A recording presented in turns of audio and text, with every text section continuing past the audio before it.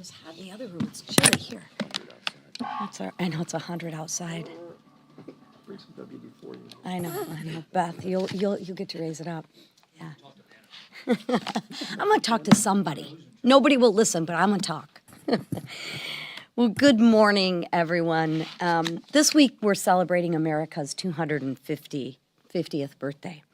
And I've been thinking a lot about what that actually means for 2026. 250 years ago, a group of people decided that freedom is actually worth fighting for.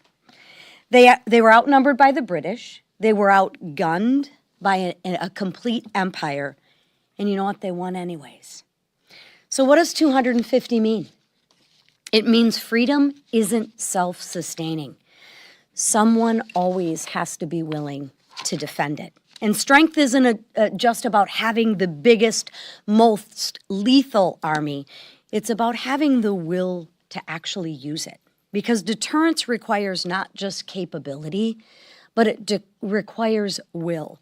That's always been the American way. Peace through strength. Now, the greatest military in history of the world doesn't happen on its own. It takes investment, focus, and leadership that never loses sight of the fundamental truth. The best way to prevent war is to make absolutely certain that your adversaries know you have the capability and the will to defeat them, and defeat them decisively. 4 years under President Biden, we clearly didn't do that. Instead of asking questions like, are we lethal? Are we ready? Can we win? Biden's administration asked, are we meeting our DEI quotas? They handed promotions out based on checked boxes. Readiness conversations were crowded out by woke mandates, and they created a military that the world's bad actors began to see as distracted and soft. That's dangerous. But you know what? We're fixing it.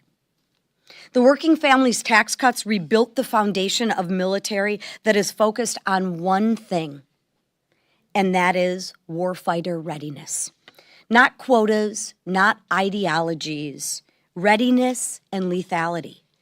And that's the way it should be. Now, I want to talk about a contrast that we're seeing because it's stark and it actually matters. Republicans believe in a strong America.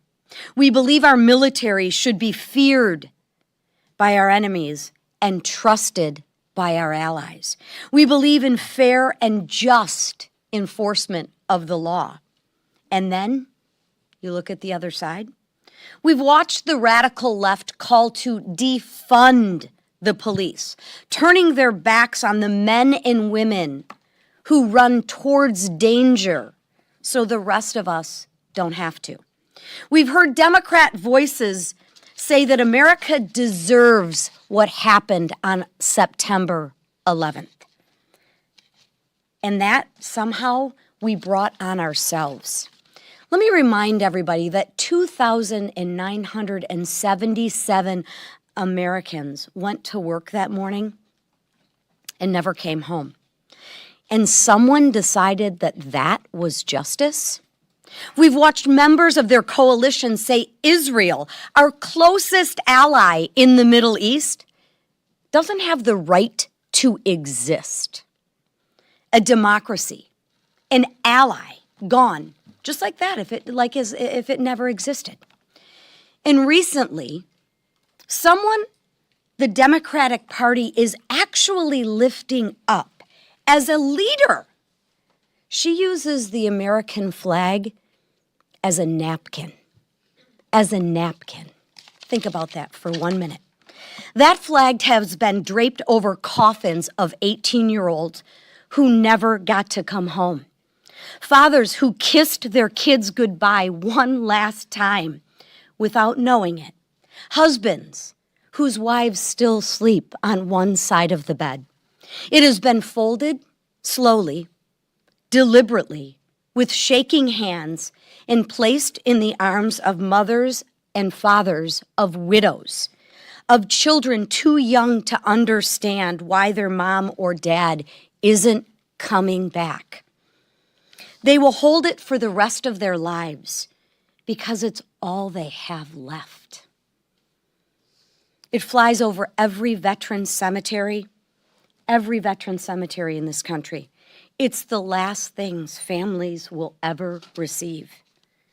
And this woman used it as a napkin. That's the comparison. That's the contrast. That's who the Democratic Party is lifting up. But it's more than that. Around the world, in countries living under oppression, under tyranny, under regimes that crush the human spirit, that flag actually means something. It's the symbol of freedom, of liberty, of the ideal that people deserve to determine their own destiny. There are people on this earth who would risk everything just to stand beneath it. And someone in the Democratic Party that they want to send to Washington admitted to wiping her greasy hands with the American flag. That's who the Democratic Party is.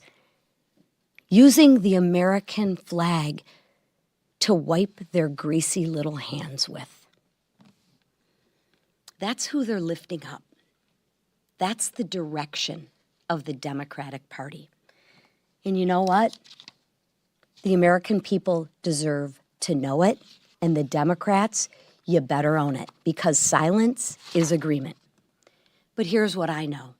Most people, left, right, center, they don't want that. They want safe communities. They want a military that can protect them, and they want a country to be proud of.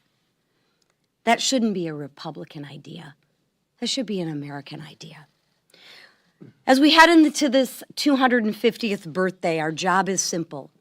Leave this country stronger than we found it. A military that is ready, a republic that is free, just like generations before us did. They did our part. Now it's time for us to do ours. And with that, I want to turn it over to my friend and colleague from Texas, Ms. Beth Van Dyne. You got to do that. I want to thank you. Can lift that up a little bit. Am I like apparently I'm the tallest person on it. There we go.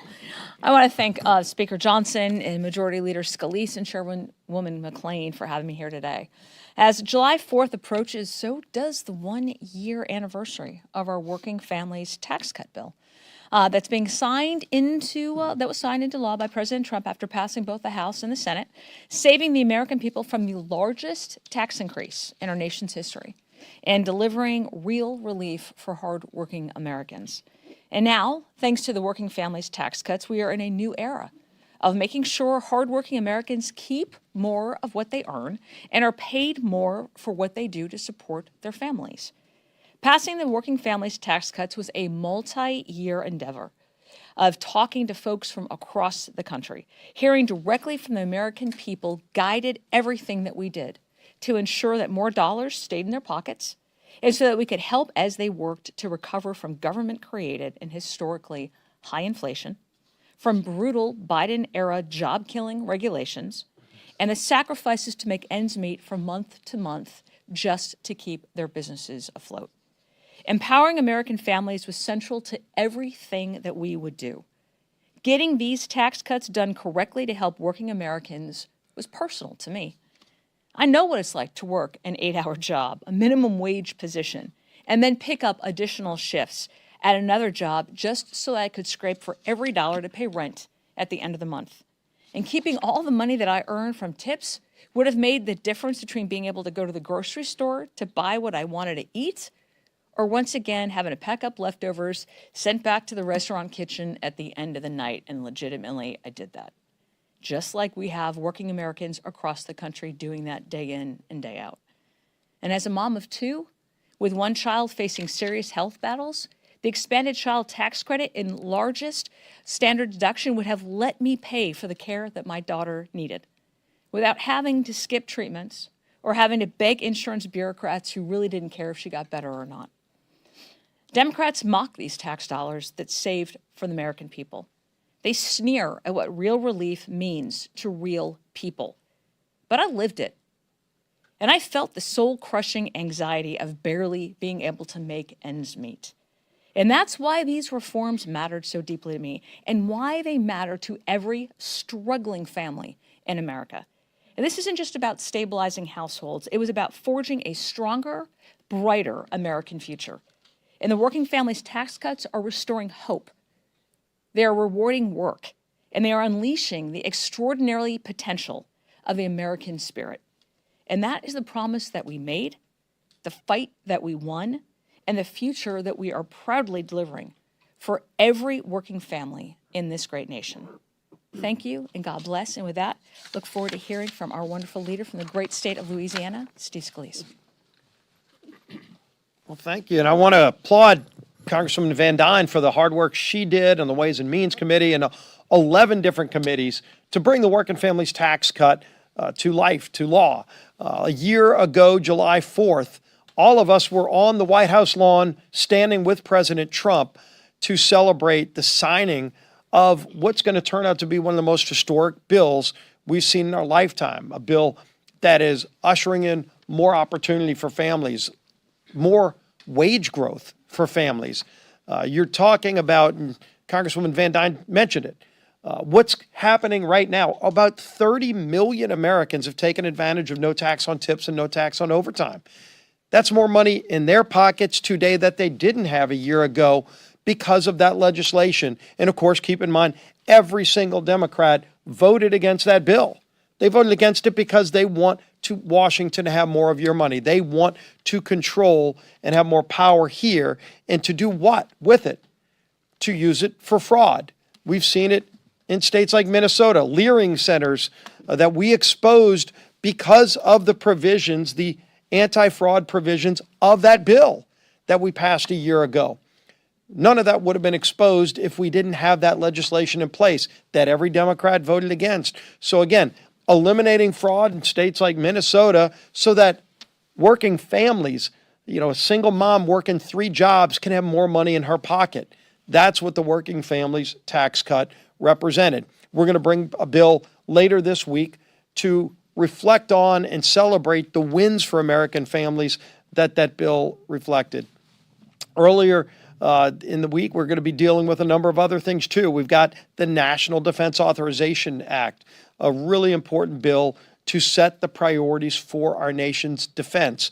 So, of course, there are always a lot of amendments on that bill, but ultimately its final passage to make sure that we continue to reprioritize our men and women in uniform, give them the tools that they need to be successful, and continue rebuilding our nation's defense, something that President Trump made a hallmark of this presidency.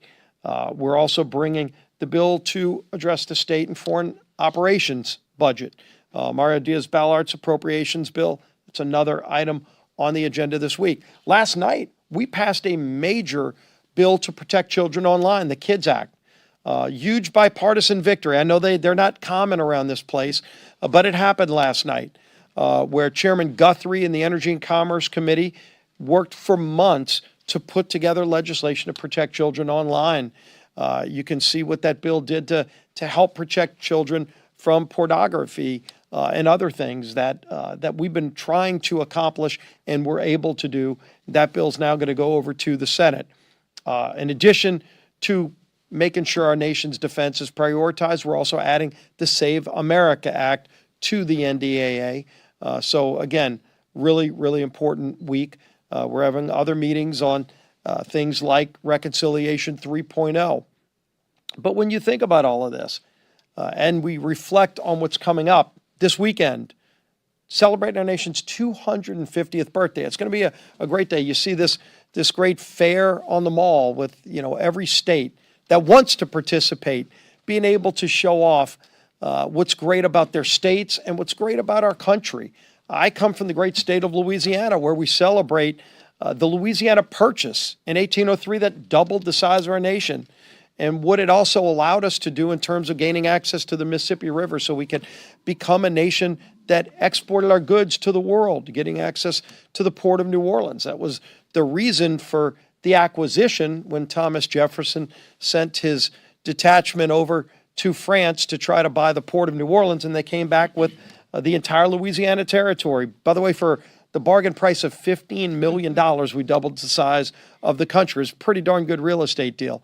And then you think of all of the other things that our state and every state contributes to the greatness of this country. At a time when the Democrats are in a fight to go to the Bolshevik Revolution and see who can tear down America more, most Americans are celebrating what's great about this country. We are celebrating what's great about this country. Let the Democrat Party try to have a fight over seeing which candidate they can come up with that hates this country the most. It's disgusting to watch on their side, but that's their problem that they're going to have to contend with. And they have not. They can't confront the evils of some of the people that they're nominating. And you look on the other side, this is a country that's actually experiencing a golden age again. I mean, gas prices are down 50 cents from where they were just a few weeks ago and continuing to go down. Affordability is back again. And Democrats are upset about that because they wanted it as a talking point for November. But it shows you once again why this is going to be a contrast election in November. There's maybe in multiple generations never been a sharper contrast in terms of what the voters are going to be facing on this ballot. Common sense conservatives against far left communist Marxist socialists in November. Which direction of the country do the American people want to go? Do they want to keep experiencing this golden age that President Trump and Republicans are ushering in, or do they want to go back to the Bolshevik Revolution, which has failed every country it's tried? This is not the country we're going to try socialism. We will reject it. The voters will reject it in November. The Speaker of the House, Mike Johnson. Well, good morning, everybody. This is a great day, great week to be an American, to celebrate the greatest nation in the history of the world, and it's not even close. And you all hear me remind us of that all the time. The most free, most successful, most powerful, most benevolent nation that has ever been on planet Earth. America is back right now, and there are so many reasons to be excited and to celebrate with your family and friends. Celebrate freedom, celebrate the great blessings we have to be in this country, the greatest on the planet. We've got challenges, of course. We're working through those every day, but there is no reason not to celebrate. There is no reason to be depressed in any way. We recognize 250 years is still an experiment. We're still a grand experiment in self-governance. In 1776, the founders came together and they boldly proclaimed a self-evident truth. We call it the nation's creed. It's like a statement of faith. And they said right in the second paragraph of the Declaration, which we celebrate this weekend, we hold these truths to be self-evident. And what is this self-evident truth? It's something that's obvious. We hold these truths to be self-evident that all men are created equal. And I always pause there and say, note that it doesn't say born equal. It says created equal by God. And that it is God, our Creator, who gives us our inalienable rights, that among those are the rights of life, liberty, and the pursuit of happiness. That statement was so revolutionary when it was made, when Jefferson wrote it on behalf of a small committee of founders, including Franklin and Adams, and they came up with that precise language. They were very careful in how they articulated that. They wanted to make this bold proclamation of something that was obviously true. And we are the stewards of that great foundational principle and truth. It means that everybody's made equally, created equally. It means that we all have, we strive for equality of opportunity. It means that every single person has inestimable dignity and value because our Creator made us in His image. The men that wrote that understood it from Scripture. That is what made America exceptional. That's what set us on the path to be the great nation that we are, one nation under God. Now, all of you know, because you've been in the chamber a lot, because you cover us, if we were there, we walked over there right now, one of the first things you notice if we come in the door where members come in is that inscription of the national motto right above the Speaker's rostrum. And if you look in the visitor's guide, it says the People's Guide, Visitor's Guide to the People's House. It's a beautiful publication they published some years back. We still hand it out full color. On page 21, it talks about why the motto is above the Speaker's head and when it was placed there. And it says there it was placed in 1962 by Congress as a rebuke to the Soviets' philosophy during the Cold War. What was the Soviets' philosophy? Marxism and its deviations, communism. Marxism, socialism, communism begin with the premise that there is no God. And Congress saw fit in the early 60s to make sure that we put that right there above the head of the speaker, because every member of Congress has to face that podium every single day, and they wanted future generations of Americans, and certainly those elected to represent the people, to remember what distinguishes America, that we are defined by our national creed, the foundational principle that set us on course to be so great. Now, here's what we face right now, surreal as it is. On the anniversary of the country, we have an open contest right now between the Marxists and communists and the Americans. Now, we've been saying for months that this is setting up, this midterm will be a contrast election. We've been saying a contrast between common sense and crazy. And now you can add another line there. It's common sense versus communism, because that's what's happening in the Democrat Party. The insurgent left is taking it over. I don't need to recount all the developments, even over the last week, for the people in this room, because you cover it minute by minute. But that is the contest that is shaping up. And so we're very sober-minded about this. A country that undermines its own foundations and founding principles does not survive. And the founders were very articulate also in their personal letters and their private correspondence and the things they gave down, the advice they gave that echoes down through the generations to you and me as stewards of this grand experiment. They didn't know how long it was going to last.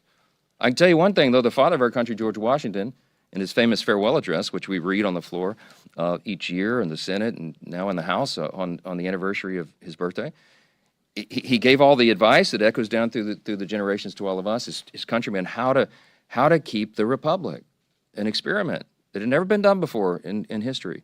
And he said, you know, watch out for national debt. We're working on that right now, okay? Watch out for too many foreign alliances. That's become a problem sometimes.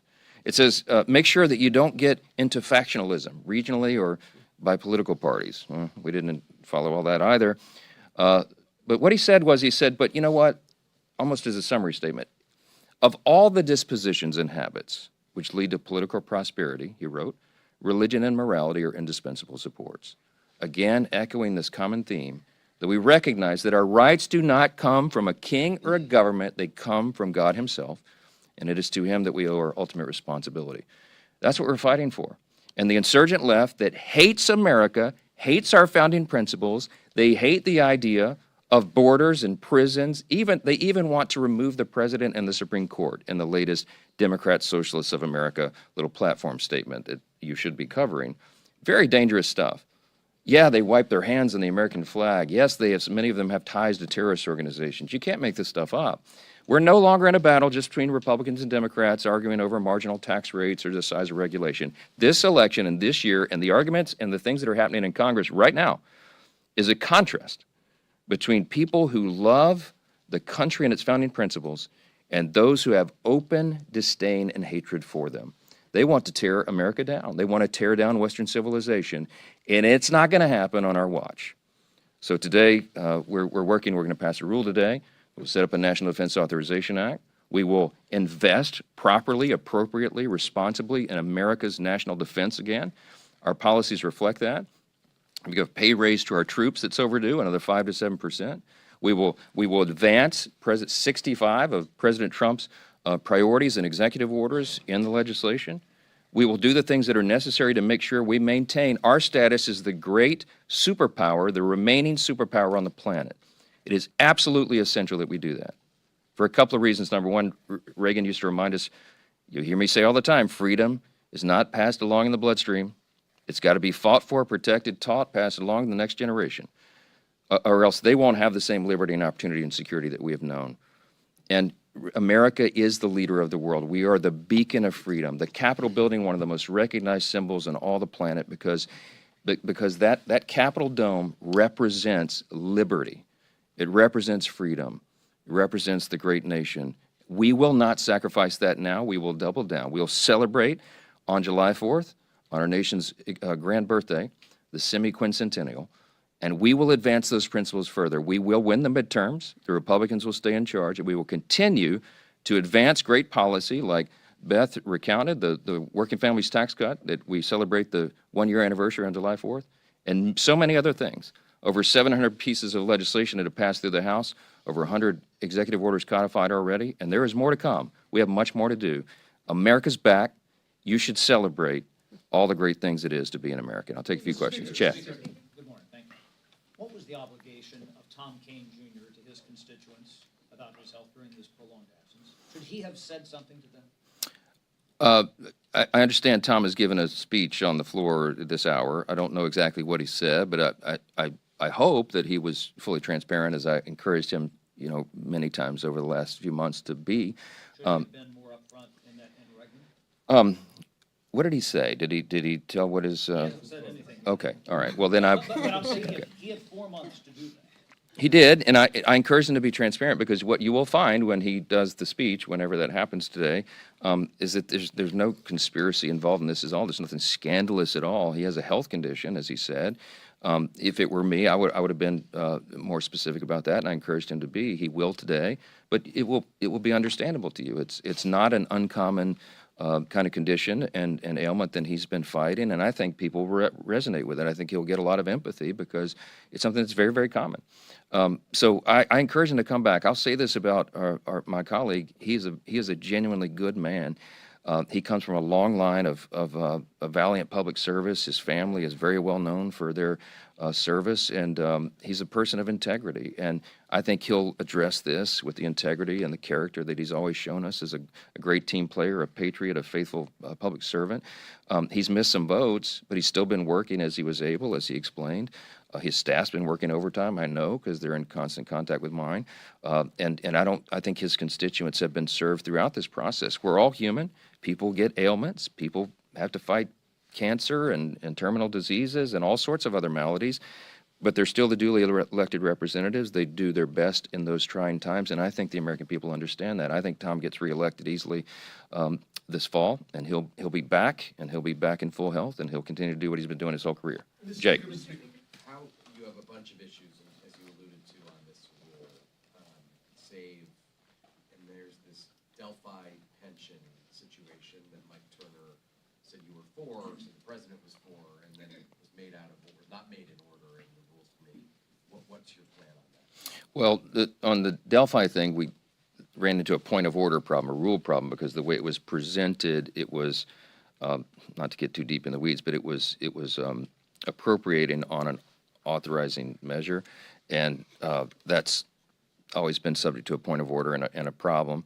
Mike Turner is earnestly trying to get this problem solved for this it's a significant number of employees of the former Delphi corporation that had their pensions rated under the Barack Obama administration, and we're anxiously trying to get a solution to that. So I certainly understand and appreciate his zeal.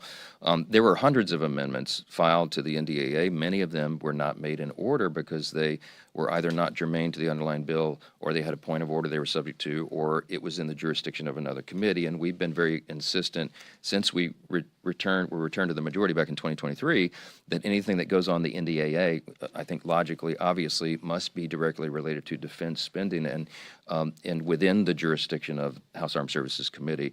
And that's a rule that we've maintained consistently across the board. So we're working on that, a number of issues. Of course, people get grumpy sometimes when their amendments are not made in order on a big bill like that.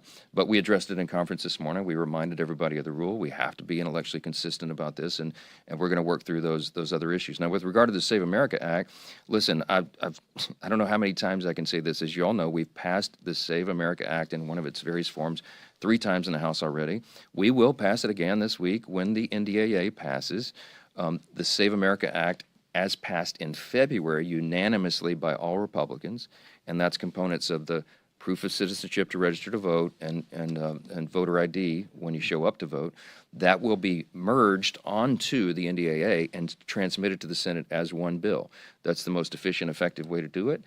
There's no need to add an amendment to the NDAA. Let's just have the full bill that's still sitting there and has been transmitted to the Senate. Let's send it again, but put it as part of something that we hope and believe will be a bipartisan vote in both chambers, and that Democrats in the Senate will understand, goodness, as much as I may have disagreements with the current administration, it's probably important to pay the troops and fund national defense. I certainly hope that they understand that, and maybe the SAVE Act makes it through in that vehicle. We're going to continue to do everything we can.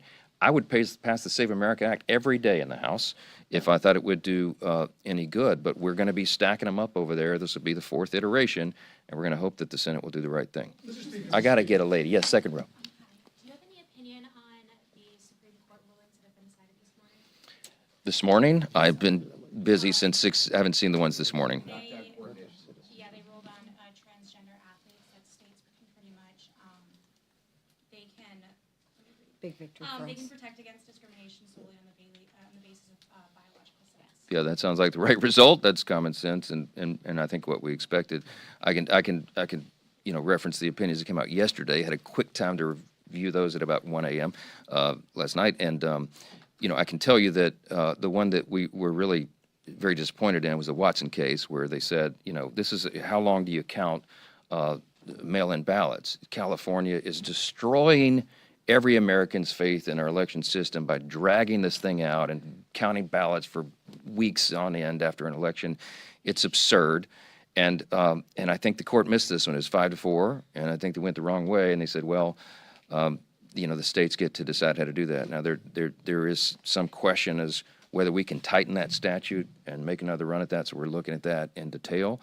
I'm going to make sure Congress does everything possible to ensure free and fair elections, everything within our jurisdiction in every way possible.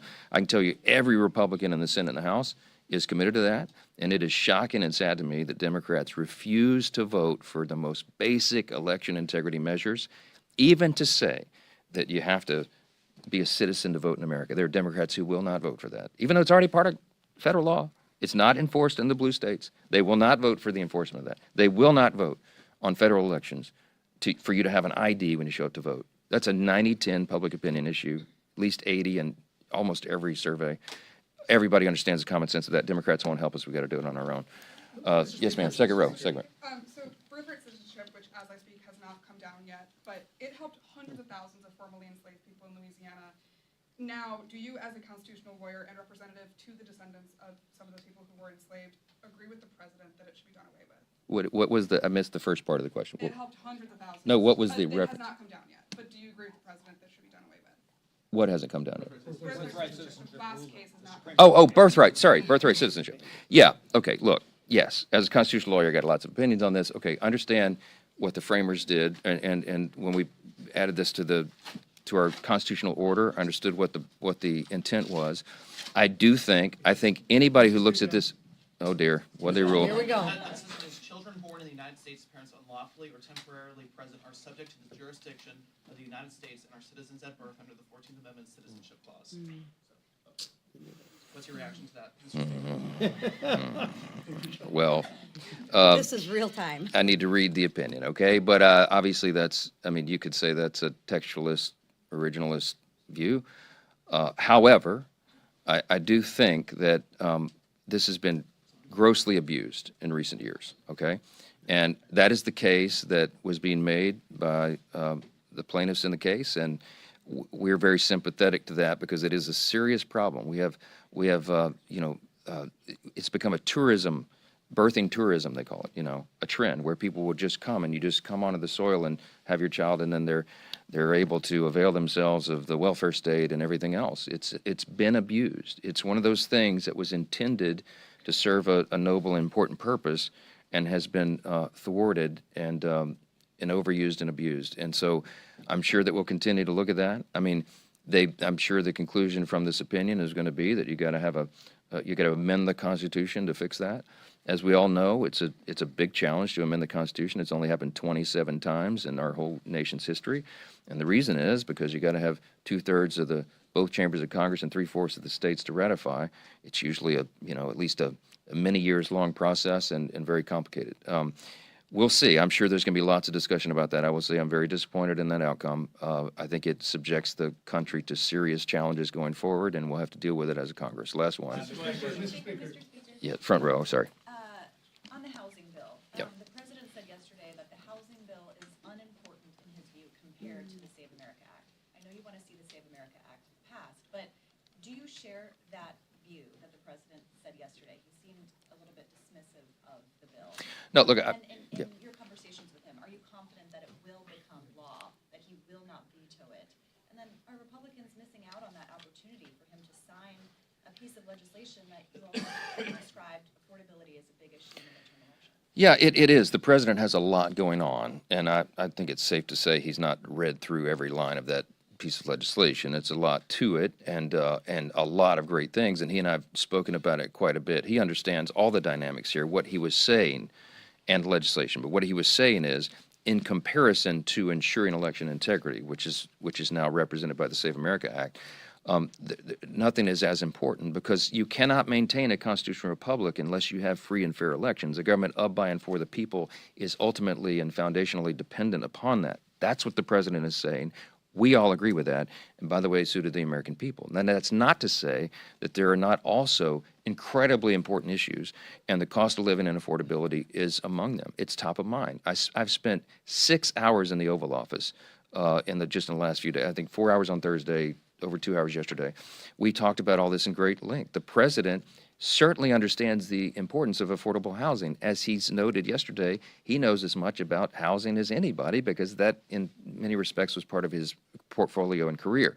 And he understands that we've got to reduce the age of the average first-time home buyer from in their 40s to their early 30s and get back to some sensible market conditions. Now, he also points out that interest rates are a major factor in that, as we all know. Anytime there's a housing boom, there's lower interest rates, and it spurs on that activity. But there are also input costs and the cost of construction and the barriers to entry. We address so much of that in this housing bill that we fought like warrior poets in the House to make sure it was good Republican policy in the end, and it cuts regulations, it reduces costs, it helps spur on construction, and it gives more affordability and availability to more people.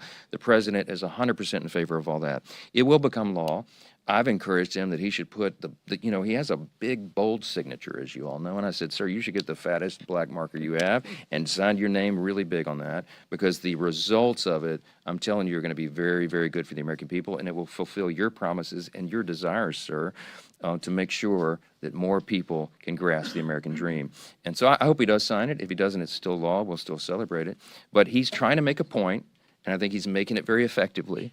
And the fact that you all ask me every 3 steps down the hallway illustrates that he has achieved the desired objective, and that is to make Save America the number one thing, because if we don't get that right, everybody's concerned about what happens next. So I think that's a way to summarize it.